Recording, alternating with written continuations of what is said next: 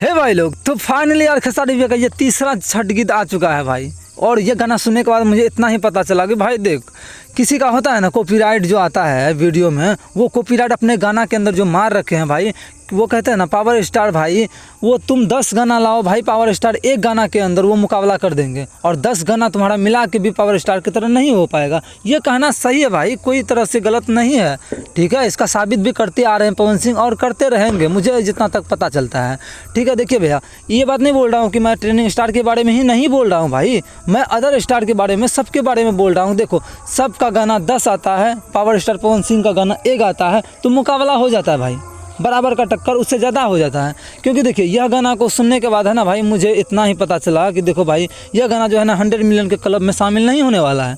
क्योंकि भैया देखिए, मैं उनका भी फ़ैन हूँ, ट्रेंडिंग स्टार खेसारी भैया का भी बहुत बड़ा फ़ैन हूँ, उसका भी दिल से इज्जत करता हूँ। लेकिन वो कहते हैं ना भाई कि सच्चाई दिखाना ज़रूरी है, इसलिए मैं सच्चाई दिखाता हूँ, सच्चाई के सिवा कुछ नहीं बोलता, ठीक है। तो वीडियो को लाइक करके चैनल को सब्सक्राइब कीजिए। मिलते को अगले वीडियो में, तब तक के लिए लव यू गाइस।